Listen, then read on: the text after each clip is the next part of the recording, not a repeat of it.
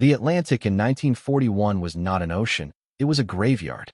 Convoys vanished without a trace, their last messages cut short by static or swallowed by the hiss of salt water. The waves glittered like broken glass beneath a sky that never cleared, and somewhere below, in the blackness where sunlight had never lived, the hunters listened. The German U-boat commanders called it Die glückliche Zeit, the happy time. They spoke the words with the calm of men who knew the ocean itself was on their side. From Brest to Bergen, from the Bay of Biscay to the Norwegian fjords, the wolf packs waited, diesel fumes and sweat thick inside their steel coffins. In London, every morning began the same way. New loss reports stacked on desks at the Admiralty, ships crossed off charts with dull red pencils. Merchantmen, tankers, troop carriers. Sometimes entire convoys simply disappeared. That autumn alone, more than 300,000 tons of Allied shipping went under. The newspapers in Britain tried to sound brave, but their headlines carried a kind of quiet despair. The Atlantic bleeds. Across the water, inside the marble corridors of the Kriegsmarine headquarters in Berlin, laughter floated above the smell of cigars and ink. Charts lined the walls, each red pin another victory. Grand Admiral Karl Donitz stood before them like a conductor before his orchestra. His uniform was immaculate, his words measured, and the officers around him listened as though he were describing a law of nature rather than war. "Every ship that sails to England," he said, tapping the map with a pointer, "is our target. We strike not the island, but its heartbeat. When the sea starves them, the island will follow." The younger officers smiled. Someone poured brandy. Outside, snow began to fall over the Tiergarten, soft and harmless, while hundreds of miles away, a British freighter called Balmoral Star sent its last message into the dark. The operator's voice crackled through the static. "We can hear them, but we can't see them." Then nothing. That phrase, half a confession, half a prayer, would later be written into the Admiralty logs as the final transmission. It spread through the fleet like a curse, whispered in mess halls and over cold tea in the wardrooms. "We can hear them, but we can't see them." Inside U-boat U-96, 20-year-old radioman Fritz Lenz listened to the same silence from the other side. The air smelled of diesel and metal and men. When the order came to dive, the lights dimmed and the hull moaned like something alive. They could feel the pressure rise, hear it pressing on the plates, that slow heartbeat of the ocean against their steel skin. The captain, Heinrich Lehmann-Willenbrock, made notes in his logbook in precise, almost delicate handwriting. Target sighted at dusk. 2 torpedoes, both hit. Ship broke apart within minutes. We submerged. The Atlantic is ours. He paused, tapped his pen, and added one more line that later historians would underline again and again. The enemy has no ears below the surface. On the surface, the sailors who searched for survivors found only debris, the smell of oil, wet rope, and silence. The sea looked calm, almost peaceful, as if mocking them. In London, Winston Churchill read the night's convoy losses and said to his secretary, not loudly, but with the tone of someone admitting a private fear, "The only thing that truly frightens me is the U-boat peril." And beneath him, in the labyrinth of basements under Whitehall, men with gray faces and sleepless eyes stared at the charts, at the growing scar across the Atlantic. They had radar for planes, yes, but for the sea, for that invisible kingdom below, nothing. The convoys kept sailing, escorted by destroyers whose depth charges hit empty water. Every explosion sent columns of spray into the air, white and furious, but the wolves slipped away untouched. At night, survivors told stories of strange sounds beneath their ships, thuds, hums, the faint rhythm of screws turning far below. But the Navy called it nerves. The ocean always played tricks on the mind. By December, the Germans were so confident they joked that the U-boat badge should replace the Iron Cross. One commander wrote home to his wife, "It's like hunting in a dark room where the prey carries a lantern. We strike before they know we exist." But far from the roar of guns and engines, in a quiet corner of England, another kind of war was beginning. In a manor house hidden among the green hills of Surrey, a group of scientists met under blackout curtains. They were not soldiers. Their weapons were equations, their battlefield a basement full of wires, valves, and dripping pipes. As Donitz toasted his victories, These men stared at a steel tank filled with water and listened, not to explosions or engines, but to the faintest echo that came back when they struck a pulse of sound. The echo was weak, irregular, but it was there. One of them whispered, almost afraid to believe it. "It speaks back." That night, a new entry appeared in a classified notebook in London. Experiment number 27. Reflection achieved. Hypothesis confirmed. The sea can talk. And though no one could have known it yet, that single echo, the sound that dared to answer, would become the first heartbeat of a weapon that would turn the war beneath the waves. But for now, in 1941, the Atlantic still belonged to Hitler. And the men who crossed it still sailed through an ocean that devoured them without warning, without mercy, and without a sound. Yet somewhere under a leaking light bulb in a cold English basement, the ocean had just whispered back. And that whisper would one day roar loud enough to drown the wolves themselves. Where are you watching from? Let me know in the comments below, and don't forget to subscribe to this channel. They weren't soldiers. They were physicists who believed that sound could win a war. While the Atlantic howled and burned, deep in the English countryside, far from the screaming radios and the smell of oil fires, there was a place that never appeared on any map. A converted manor house near the village of Farnham, in Surrey. Locals called it the Quiet House. But inside, it was anything but quiet. Tables were stacked with cables and metal cylinders, rubber gloves hung beside oscillographs, and the air smelled of solder and damp wool. The men working there weren't in uniform. They wore tweed jackets and smudged spectacles. Their battlefield was the tank of seawater in the cellar. Dr. Robert Boyle, son of a Scottish shipbuilder, leaned over the tank, his hands trembling slightly from too much tea and too little sleep. Next to him stood Patrick Blackett, the kind of man who never smiled but whose mind could take apart a problem the way a surgeon opens flesh, precise, methodical, unflinching. That morning, the generator hummed. The steel disc hanging from wires above the tank pulsed once. Thunk, sending a ripple through the water. They waited. For years, Britain's ships had been deaf beneath the waves. The ocean was opaque, its silence deadly. But then came a sound.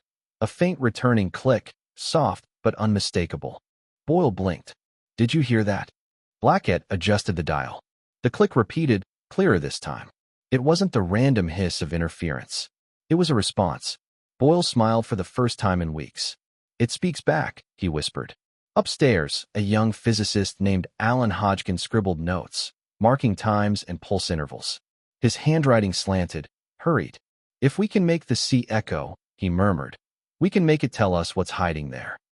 That evening, the men met around a cluttered table, surrounded by half-eaten sandwiches and ashtrays overflowing with pipe smoke. On the wall hung a hand-drawn diagram labeled ASTIC, Anti-Submarine Detection Investigation Committee. Boyle tapped the paper. A sound pulse travels through water. If it hits something solid, like a submarine, it bounces back. We measure the delay, and that gives us the distance. One of the engineers frowned. "And how do we know it's not a whale?" Blackett smirked. "Whales don't sink convoys." They laughed quietly, the kind of laugh that only exhausted men allow themselves when they begin to believe something impossible might work. The first field test took place in February 1942, off the Scottish coast at Lockheed. A patrol vessel, HMS Fortune, crept through the gray morning mist. The waves slapped gently at her hull. Below deck, Boyle adjusted the knobs of the sonar console. The machine emitted its steady ping, ping, ping, like the ticking of some underwater clock. Minutes passed. Nothing. Just static and the low drone of the ship's engines. Then, an echo. A return pulse. "Contact bearing 085, shouted the operator. The captain leaned over the chart. Depth, 200 feet, and moving. A shape appeared on the screen, blurred but real, a long cylinder slicing through the black water. The captain grinned. "Gentlemen, we've just found our first ghost." When the destroyer dropped her depth charges, the sea erupted. The explosion rose in a column of water, high and heavy as a cathedral. Then oil, thick, black, rising to the surface like blood. In the Admiralty's records that week, the entry read simply, "Test successful. ASTIC operational." They didn't yet call it sonar. That word would come later, when the Americans joined the project. For now, it was just the sound. Back in Berlin, Grand Admiral Donitz received a troubling report. 3 U-boats.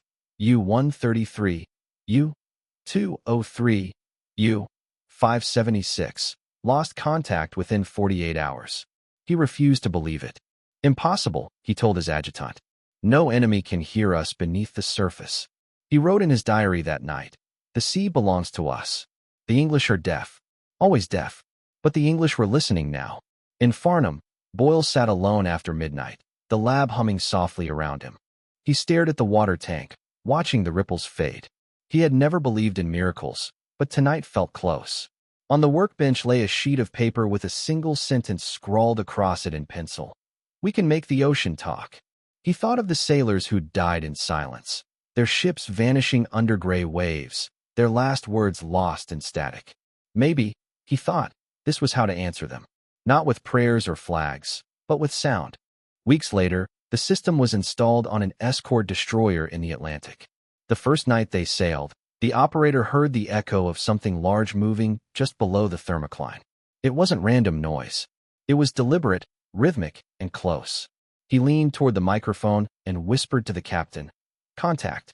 The ship turned, readying her depth charges. Below them, in a U-boat somewhere in the dark, a German radio man paused. He frowned, hearing a faint metallic pulse against the hull, something that didn't belong to any ocean current or storm. He called out, "Herr Kalun, Horn Sie das?" The captain cocked his head. There it was again, steady, mechanical, alien. For the first time, the hunters felt hunted. And far above them, in the gray Atlantic dawn, the destroyer's sonar kept singing, each ping a heartbeat of the new war. The ocean, once silent, was learning to speak. And soon, it would start to scream. At first, they blamed the weather. Static, maybe a cold patch of water confusing the gear. But the sound kept coming back, steady, deliberate, almost alive. Spring 1943. The Atlantic was a sheet of dull steel, the sky pressing low as if trying to drown the horizon. Convoy HX 229 crawled east from Halifax toward Liverpool. 40 merchant ships, 3 destroyers in escort, smoke trailing like bruises across the wind. The ocean smelled of oil and iron. Somewhere beyond the mist, unseen eyes watched. On HMS Havelock, the sonar shack was small enough to touch both walls without rising from the stool. A single bulb swayed with the ship's roll, painting circles of green on the metal console. Able seaman Tom Mercer leaned into his headphones, the steady ping of sonar filling his skull. Then, beneath the rhythm, something shifted. A low echo, not random, but repeating. He froze. Bridge, sonar. Faint anomaly, bearing 270. Permission to rescan. The reply crackled. Granted. He sent another pulse. Ping. Waited. Counted. The echo came back sharper this time. Close. Contact, Mercer said. His voice was calm, but the air in the room seemed to shrink. Bearing 270. Range 1,800 yards and closing. Commander Rollins on the bridge bent over his chart. All engines starboard 20. Prepare pattern Baker.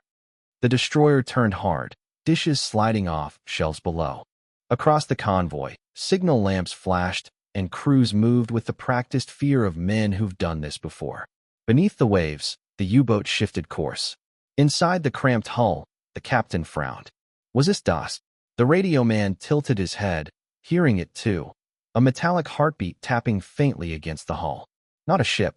Something smaller, mechanical, relentless. Down 2 meters, the captain ordered. Keep quiet. On Havelock, Mercer's screen came alive. The contact moved fast, diving, but it was real. Bearing steady, he said. Target beneath. Rollins didn't hesitate. Fire. The first depth charge dropped and vanished. Then the ocean lifted itself up in a white tower. The shock reached the hull a second later, deep, dull, physical. The ship's deck plates trembled. Another pattern followed. For a moment, there was only foam and smoke. Then Mercer whispered, still there. Range closing. Below, lights flickered. Men in the U-boat grabbed rails as the vessel lurched. A wrench clattered on steel. The captain muttered a prayer and shouted for a dive, but the third blast struck closer. So close the hull rang like struck bell metal. Up top, oil rose through the gray water in thick ribbons. The smell reached the destroyer before the news did. Heavy oil, Mercer said. Rollins kept his eyes on the waves. We don't cheer for oil.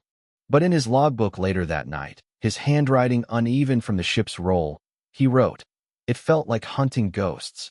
And suddenly the ghosts screamed. Signals flashed between ships. Another escort, HMS Volunteer, caught a second contact and attacked. A corvette to starboard claimed a third. When dawn finally pushed through the fog, the sea behind them was streaked black and burning. In the convoy's wireless room, a clerk typed the report: 3 enemy submarines destroyed. Far away, in Paris, an adjutant carried a message into Donat's office. The admiral read it slowly. "Impossible," he said quietly. "The sea does not talk." He didn't write it down. His officers repeated it anyway, like a charm against what they already feared. On Havelock, the men took turns warming their hands on mugs of tea, each pretending not to listen to the sonar, still ticking through the night. Mercer stayed by the console long after his shift. The echoes no longer sounded like noise to him. They sounded like breathing. Below them, the wrecks settled on the seabed, a scar of air escaping through ruptured metal. Tiny bubbles climbed to the surface, soft and countless, like whispers that couldn't die. By dusk, the convoy moved on, cutting pale scars across the gray water. Each ping from the sonar was slower now, steadier, like a heartbeat learning to belong to the sea. The ocean, once mute, had begun to speak. And soon, it would decide what to say next. In April 1943, the hunters sent out 30 U-boats. Only half came back. The Atlantic had changed its voice. It no longer murmured the soft, secret rhythm that once hid the wolves. Now it groaned, it echoed, it listened. At the submarine pens in St. Nazaire, diesel hung heavy in the air, mixed with salt, sweat, and defeat. The concrete shelters that once smelled of victory now smelled of rusting pride. Officers still walked with the sharp click of authority, but the mechanics could tell the steel beasts were limping home. U-boat U-404 arrived first, limping through the harbor at dawn. Its hull was pocked with scars, paint blistered by depth charges. The crew climbed out silent, faces hollowed by salt and sleeplessness. One of them, an engine hand named Weber, wrote in his log that night, "The ocean sounds different now. It's as if it's watching us." The younger sailors whispered about ghosts, sonic phantoms, they called them, machines that hunted by sound alone.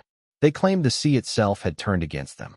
Inside headquarters, the officers laughed too loudly, poured too much brandy, and talked of temporary setbacks. But even Grand Admiral Donitz could feel it. He lit his cigar and stared at the wall map. The lines of his wolf packs, once proud arcs across the Atlantic, now ended abruptly in question marks. He tapped one position, northwest of the Azores, and asked the room, "What happened to you, 229? "Lost contact, Her Admiral," an aide replied. "When?" "6 days ago." Donitz didn't answer. He stared at the map until the cigar burned down to his fingers. Meanwhile, across the ocean, the British were perfecting the art of hearing death before it struck. The Aztec teams had learned how to read not just distance, but direction. They no longer searched blindly. They could track. A young operator on HMS Opportune described it later. It started as a hum. Then the echo sharpened, like breathing metal. The new sonar displays had range arcs and dials that pulsed with life. The operators could see and sound. When they called contact, captains no longer guessed. They aimed. On April 19th, a convoy near Greenland caught the largest wolf pack ever assembled. 30 U-boats, slicing through the darkness, certain of their advantage. Within an hour, everything changed. The first explosions came without warning. Depth charges dropped with eerie precision. One U-boat commander reported in his log, "No sonar ping, no radar, only explosions. The enemy is blind, yet he sees." 2 hours later, his signal cut off mid-sentence. By morning, the convoy still floated, shaken but intact. 9 submarines did not answer roll call. At St. Nazaire, word arrived like a funeral bell. The wireless room fell silent as operators read the reports. U-201 missing. U-465 destroyed. U-706 last heard transmitting engine failure. Weber, the mechanic, noted in his journal, "Every mission begins the same." We dive into silence. Then comes the hum, the new one, the strange one, and the bombs. The Germans tried to fight back with science of their own. Engineers worked on new countermeasures, rubber coating to absorb sound, fake noise generators to confuse sonar. But nothing lasted. The ocean always learned faster. By late spring, crews returned fewer and fewer. Submariners no longer bragged about their happy times. They spoke of the black hours, nights when the sea itself seemed to hum before an attack. In one intercepted message, a U-boat commander wrote desperately, "The enemy hears through water. Even when we are still, he finds us. Even when we whisper, he knows." Donitz received the cable and crushed it in his hand. That night he drafted a private memorandum for Hitler himself, a document historians would later call the first admission of defeat in the Atlantic. "My Führer," it read, "our wolf packs are dying faster than we can replace them. The Allies have turned the ocean into their weapon. We are losing the Battle of the Atlantic." He sealed the envelope, but before sending it, he paused, then added one more line in his own handwriting. "If they can't hear the sea, we must learn to silence it." Back in Britain, the scientists at Farnham were already ahead of him. They had started working on a new kind of sonar, not one that shouted into the deep, but one that listened. A system that could hear even what didn't echo back, the hum of an engine, the slow churn of a propeller miles away. Late one night, in the lab at Loch Carron, an engineer adjusted a coil and froze. Through the speaker came a faint, rhythmic vibration, not a reflection, a presence. He turned to his partner. "That's not a return signal." "What is it then?" "A ship," he said softly. "A submarine. We're hearing its propeller." Outside, waves licked the shore in darkness. Somewhere far out in that black water, another U-boat crept beneath the surface, unaware it was already being followed by sound. The wolves had begun to vanish, and the ocean, once their home, was learning to hunt them in silence. But in London, inside a lab that never slept, a new whisper was being born, one that could hear even the quietest motion beneath the waves, the heartbeat of a dying empire. It wasn't an echo this time. It was a heartbeat. Loch Carron, west coast of Scotland, late 1943. Night pressed low over the water, a black sheet stitched with sleet. In a wooden hut that smelled of wet rope and hot dust, two men leaned over a new machine. No pulsing transmitter, no outward ping, just headphones, coils, and a needle that trembled if the sea so much as breathed. Passive sonar. Listening instead of shouting. "Power steady," said the senior engineer, Boyle, rubbing his temples. "Filter at 40 cycles. Kill the generator hum." The younger operator, a radio man drafted from the merchant service, settled the oi-pads until the world narrowed to hiss and distant water. He had learned, painfully, to tell kelp from current, storm from shrimp. Tonight the loch felt empty, until the emptiness changed. A faint whup, whup, whup, too regular for nature, slow and certain as a metronome buried in mud. His eyes opened. He didn't move. He only lifted one finger. Boyle leaned in.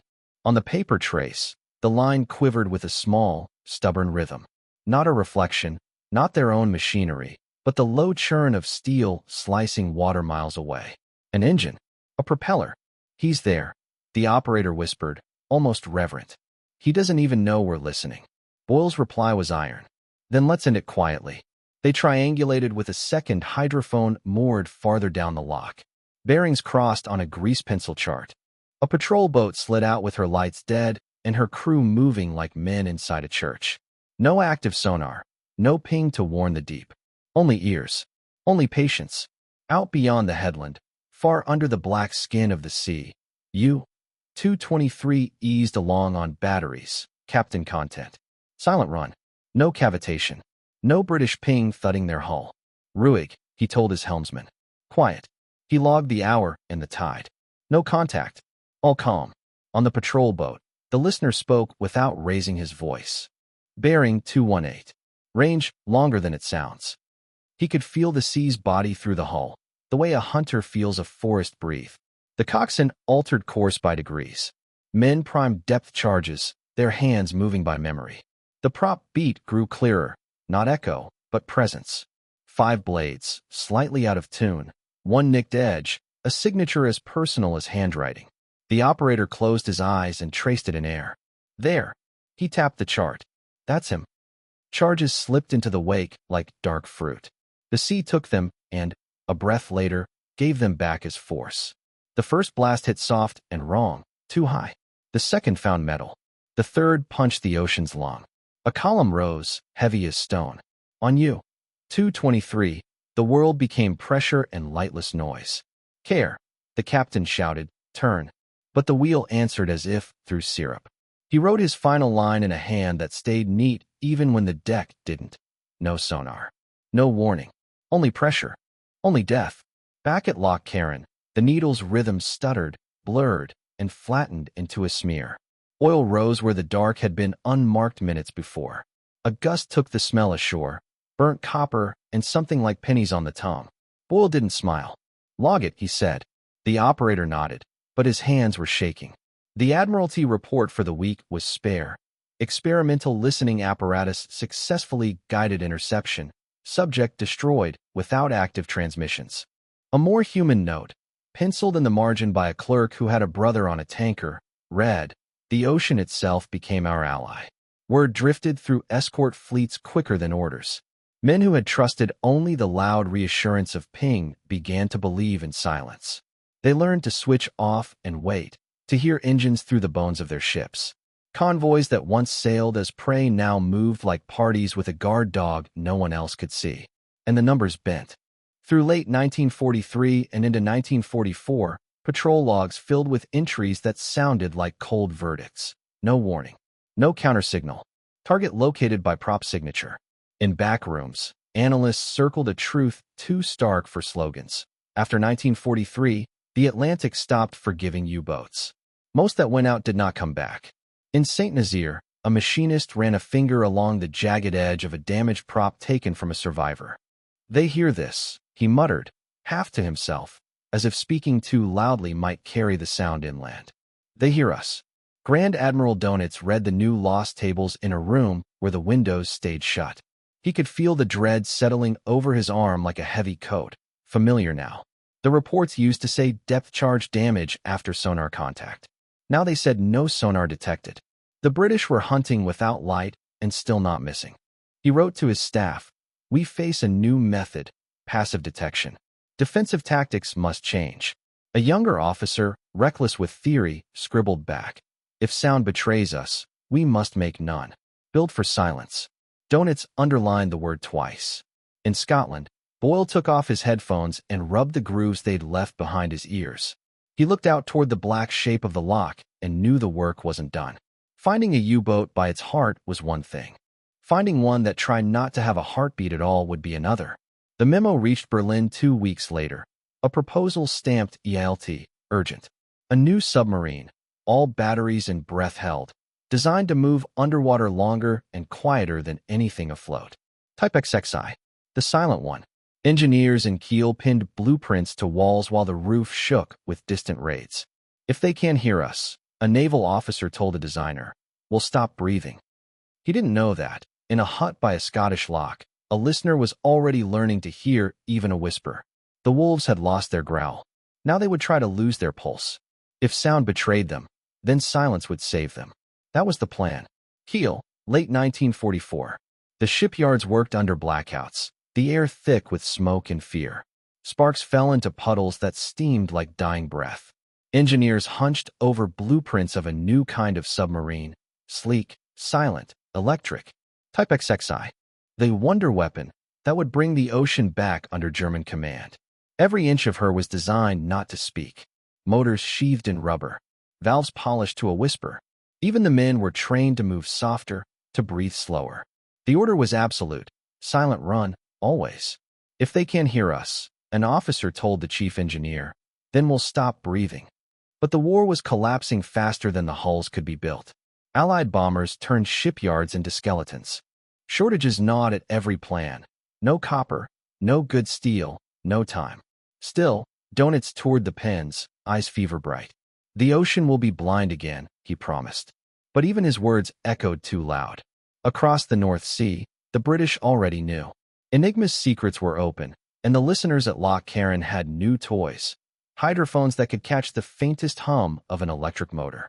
No ping, no reflection. Just patience and ears sharper than fear. One rainy evening, a sloop drifted silently in the North Atlantic. The crew sat in near darkness, every man listening. Then there it was. A faint pulse under the waves. Not diesel. Too smooth, too clean. There, said the operator. A whisper. That's him. The captain nodded once.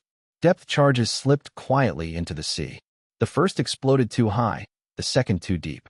The third found metal. The sea rose, folded, and fell. Far below, the new submarine died without ever making a sound. The report the next morning was simple: target destroyed. No active transmissions. In London, the Admiralty wrote, "The ocean itself has become our ally." In Kiel, no one smiled anymore. The pens were half empty, the rest filled with ghosts. Only two Type XXI submarines ever reached open water. One struck a mine within days. The other, U-2511, sailed on April 30th, 1945, the same night Hitler killed himself. It submerged, unseen, untouched, and when it surfaced again, the war was over. Even the miracle had arrived too late. In his last report, Donitz admitted what he had never said aloud. Our boats are perfect, but the men are gone. He closed the file and sat in the smoke, listening to the hum of generators, the only sound still loyal to him. The Allies would later study the Type XXI and build their future fleets from its bones. The shape of modern submarines, even decades later, would still carry the ghost of that silent dream.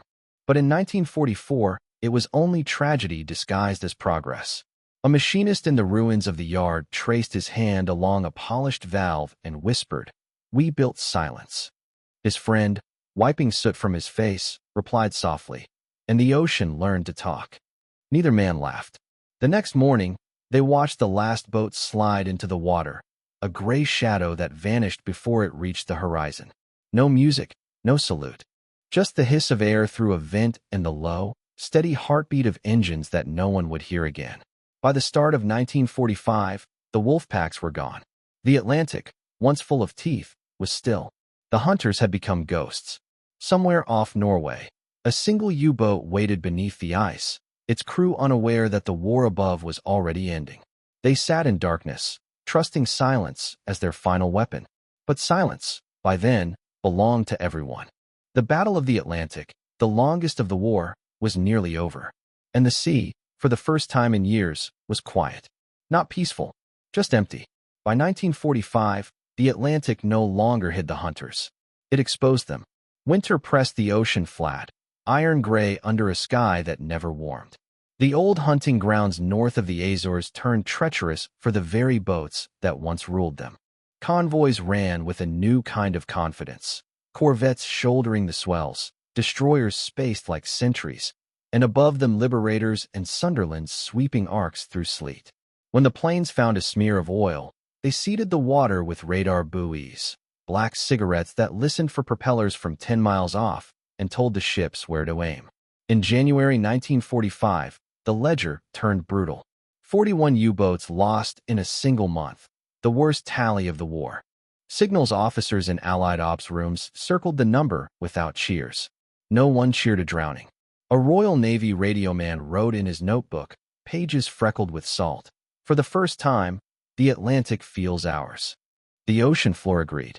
Off Greenland, a rusting graveyard grew by the week. Long shadows stitched with nets, a hatch ajar here, a shattered bow there. Each wreck a silent address no letter could reach. Ships steamed over them, their screws riding pale spirals in the dark, and the dead did not move. In Liverpool, a captured submariner sat under a ticking clock and stared at the tea he would not drink. He was 23 and looked older.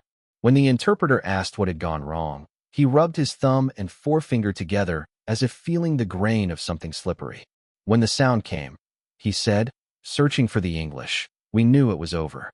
The ocean betrayed us." He looked at the table, ashamed of the word ocean, and said nothing else. At the pens in Wilhelmshaven and Bergen, officers still spoke in clean verbs: deploy, engage, withdraw, but the mechanics read truth on steel.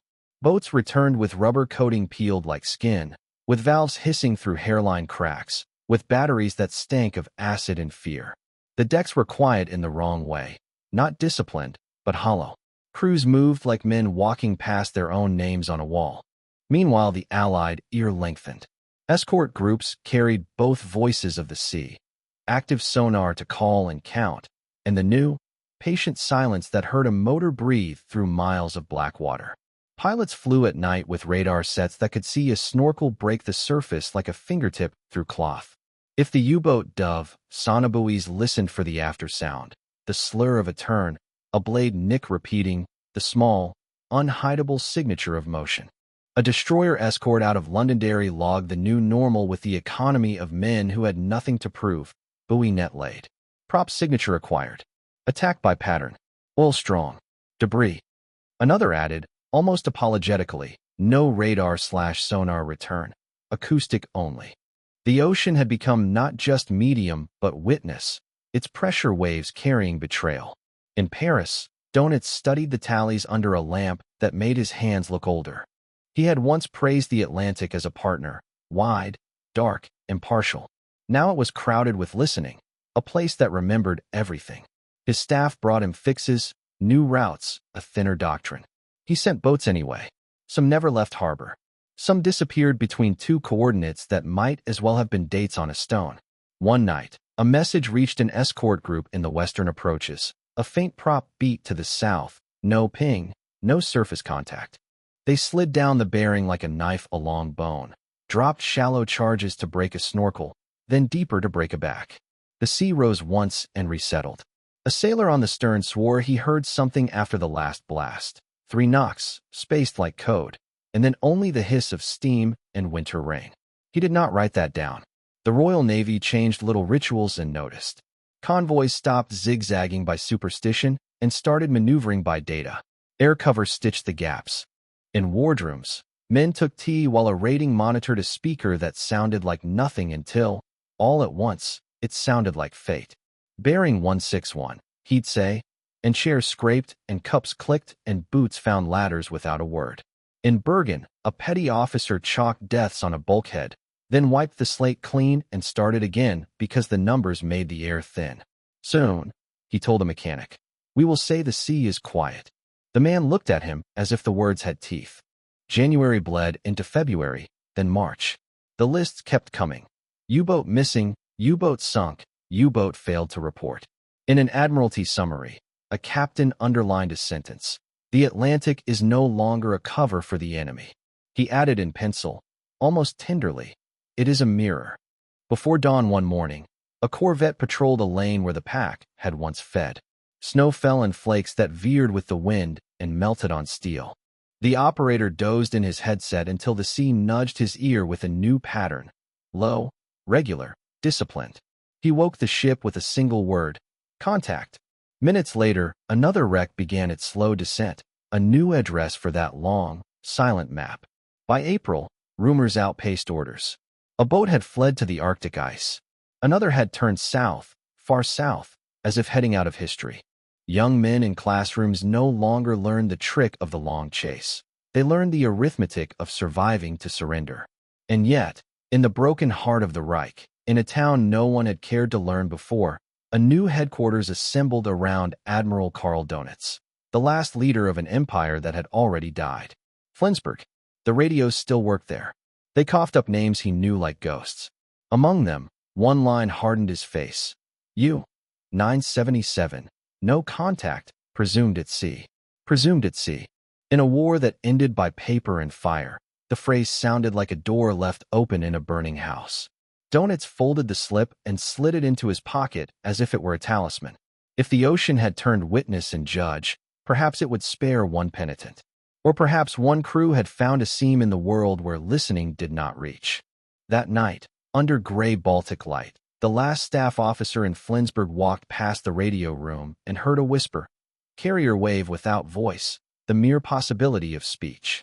Inside, a petty clerk wrote the date, underlined it twice, and noted, traffic faint. 1 unit unaccounted for. Ocean status, hostile. He didn't add the sentence that belonged after it. He didn't need to. Because somewhere west of Africa, deep and slow, a single boat slid under whether no one was watching, convinced that silence would keep it safe. And in Flensburg, the last admiral of a broken navy leaned closer to the set and asked for a miracle that the sea had never promised. Flensburg, May 1945. The Reich was ashes, but the radios still whispered. In a dim classroom turned command post, Admiral Karl Donitz, Germany's final leader by accident, sorted the ruins of his navy. Boats sunk. Boats surrendered. Boats missing. A slip of paper landed on his desk. U-977. No contact, presumed at sea. He read it twice, then folded it into his pocket. Keep listening, he said quietly. If she calls, I'll answer. Far out in the North Atlantic, under a bruised sky, U-977 drifted on battery power. The young captain wrote in his log, no orders. No surrender. Southing continues. He told his men, silence is our ally now. They believed him because belief kept the air thin but livable. Inside the metal coffin, life reduced itself to whispers and routine. The cook boiled thin coffee, boots wrapped in rags to kill sound. The radio man wore his headphones until they bruised his skull, listening through static for a world that had already ended. Every frequency was ghosts, crackling orders from a country that no longer existed. He didn't tell anyone. He only wrote, interference high. After days without contact, he sent one burst message, no response from command. Continuing south. Somewhere over Europe, the signal brushed Allied receivers, a flicker mistaken for weather. In Flensburg, a clerk underlined the date, unsure why. They passed into warmer seas, where the horizon shimmered. The men began hearing things, clicks, sighs, the hull settling like breath. The ocean hears us, someone muttered. No one answered. They ran submerged for hours, surfacing only to sip air through the snorkel. Their charts ended, but the compass kept pointing to something like hope. In late June, a garbled transmission reached them, barely a thread, capitulation, all forces, unconditional. The radio man took off his headphones, set them down carefully, and said nothing. The ocean stayed quiet, but its silence was not mercy. Planes circled far above, sonobuoys listening for them. Merchant convoys passed, unbothered. Once, a white Catalina dipped its wings over their wake before vanishing into cloud. The captain stared at the empty sky and whispered, "They can hear us even when we don't speak." On August 17, 1945, after 99 days underwater, U-977 surfaced beneath the unfamiliar stars of the southern hemisphere. Argentina. They had crossed the world without knowing the war had died months earlier. When they reached Mar del Plata, the sailors emerged blinking into sunlight that smelled of kelp and surrender. They handed over their weapons to officers who looked at them as if they were fossils. One asked, "Why come so far?" The captain answered simply, "Silence was our only ally." Back in Europe, the war's paperwork caught up. U-977 accounted for. The last ghost of a navy that no longer had a sea to command. Interrogations followed. Were they hiding something? Gold? Fugitives? Orders from Berlin? The Allies never proved any of it. What mattered was what they carried in steel and silence. The design of a hull that whispered, propellers that sang too softly to track, a shape that taught the world how to disappear. American engineers would study it for years. They'd say the Germans tried to make their boats invisible, and in doing so, taught everyone else how to listen better. Because even as the men of U-977 vanished into history, the ocean had already chosen its next language. It was no longer the voice of war, but the grammar of a future built on sound. From one submarine that mistook silence for salvation, the world learned how to hear forever. The war ended, but the sound never stopped. Washington Navy Yard, 1946. The air smelled of oil, ink, and curiosity.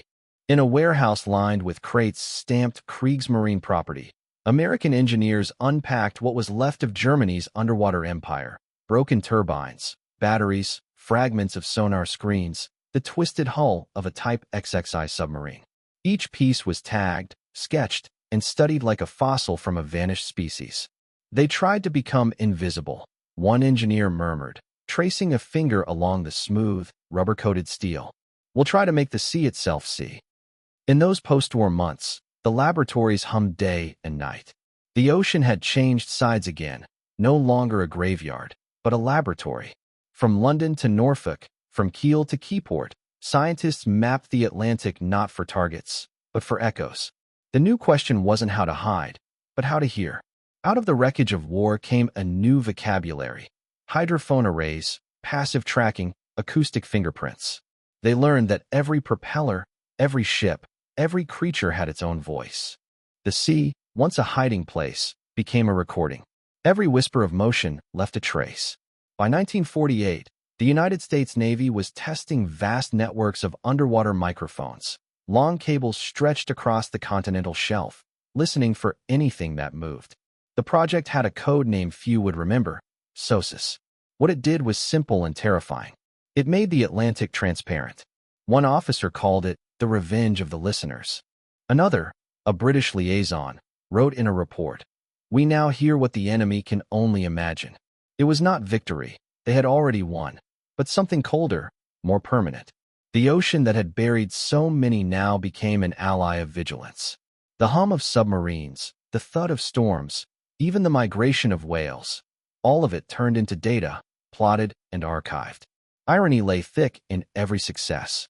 The same physics that had drowned convoys and crushed sailors now protected fleets.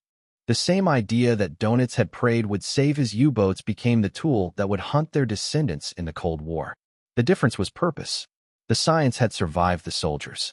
In a small office at the Admiralty, a British officer reread an old wartime report and made a note in the margin, "The ocean has memory." Years later, he would expand that line into something quieter and truer. The ocean remembers everything. Every sound, every scream, it's all still there. We just learned to listen. By 1951, that listening stretched from pole to pole. American sonar stations in Greenland could hear Soviet tests in the Arctic. Ships in the Pacific could trace the wake of typhoons before they were seen.